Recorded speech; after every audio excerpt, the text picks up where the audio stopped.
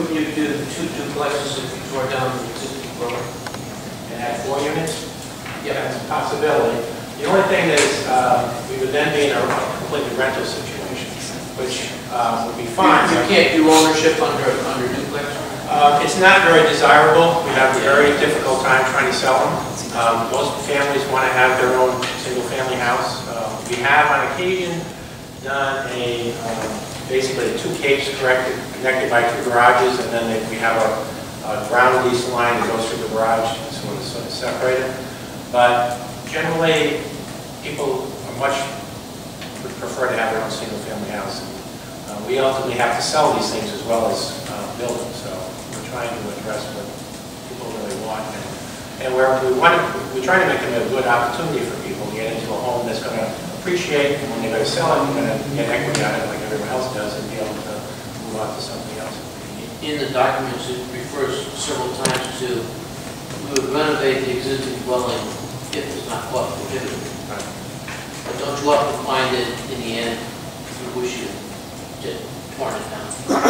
Actually, no. Actually, we generally find we can do it cheaper by renovating the existing building. We put that caveat in this particular one. Yes, I said it's kind of an unusual layout, but I still believe we can make it work. We're working with the architect on it. If you did tear it down, would you reconfigure the lots so that there would be 3 equal lots? We could then do that, yes. Well, we wouldn't be able to do 3 8,000 square foot No, lots. there'd be 350 by, yeah. And do you think that if you did that, would it be preferable to have the shotgun parking like the other 2 ones? We still like the I think in that case we could do the shotgun. We could actually do either option. It might be better to have one less curb cut on the street opposite the library to leave it off of that right of way on the side. Is the 10-foot right-of-way, you think, sufficient for all the turning and so forth? I believe so. It's being used now for that. Yeah. So I think one additional house in and out of there is not going to be significant for that existing right-of-way. Well, currently, the parking for the existing dwelling is on Swinburne Street.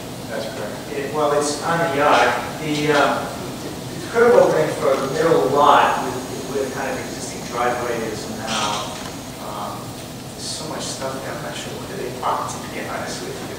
But I imagine that seems to be where it's supposed to be, the parking for that house. So we're going to come around the other side and come and park in the back of the building.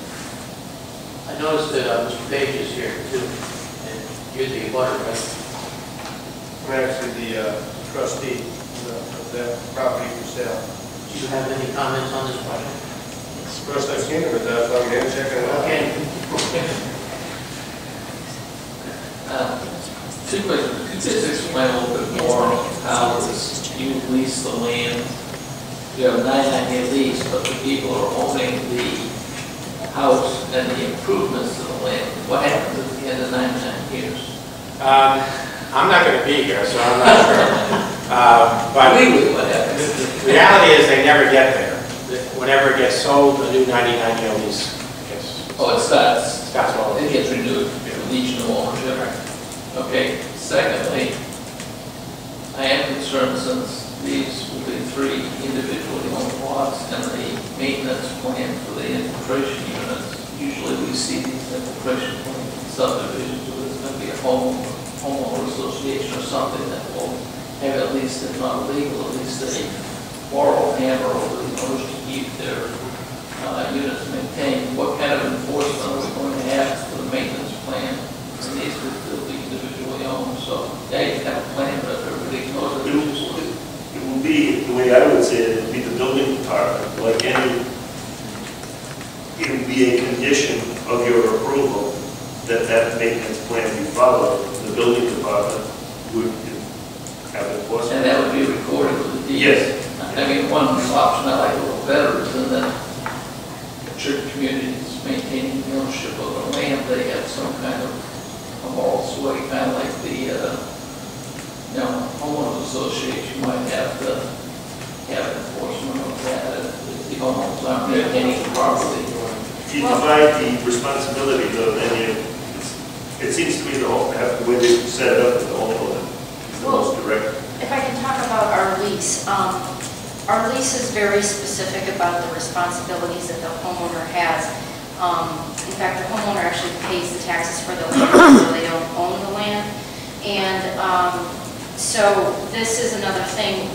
One of the very specific things in there is that they have to abide by all municipal regulations, zoning, anything like that. So if there's something on record, not only are they required to do it as the homeowner, but they are required to do it under the ground lease. So it would become a violation of their lease if they weren't in compliance Well, with it. could you make a specific clause in the lease, since there is a maintenance plan, that a new clause in your general lease would be that there is a maintenance plan that you must, you know. Mr. Holland, I would, I'll review this, Mr. Murphy, a little more outside of this meeting. We're only at a conceptual phase, but I would think any conditions of the permit applies to the owner of the property. Whether they lease it or not is outside, the consideration of the town. The permit itself would apply to the owner of the property. That runs with the land. What permit? I'm talking about a maintenance permit. Yeah, but that's part of the approval of the plan. It's nice to have something be part of an approval, but 50 years from now, that It applies to the owner.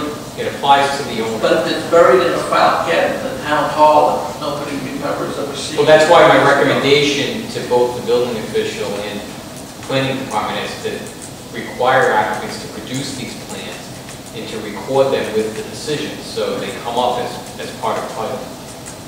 So they're not in the planning department, they're actually in the land evidence records. You just said something, you said that this would run with the land. These requirements. That's right, these requirements are not particular to a given lessee. These requirements would apply. The occupant owns the house, but the church community owns the land. That's correct. Isn't it? But they have a ground lease that says that the owner of the house is responsible for maintenance of the... But just the church community as the lessor can enforce their lease. Just as if one of the regulations in our ground lease is that if there's any violation of the municipal code, such as an abandoned vehicle, if we get cited for an abandoned vehicle as a landowner, we enforce remedy to that through our ground lease agreement. So this would be the same type of thing. If there was any kind of citation with church community, I agree that all these are easily enforceable, and the town is often in the business of enforcing these types of covenants. They enforce the pumping of septic systems in town. So this is not a big hang-up to me.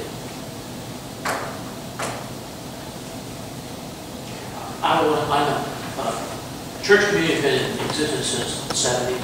Right.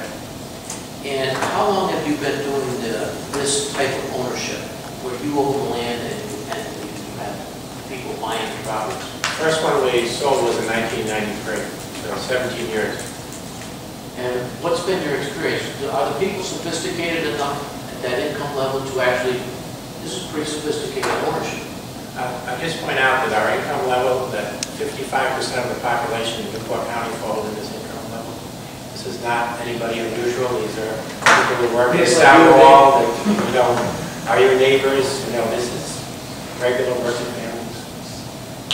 And what's been your experience with this kind of? Well, we've never had a foreclosure.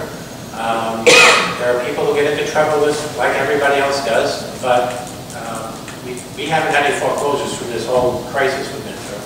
And we're sort of an extra protection for the family. If there's any problems, they can come back to us, and we often have counseling, or we have some assistance to make sure that they can maintain their houses and provide meet the requirements.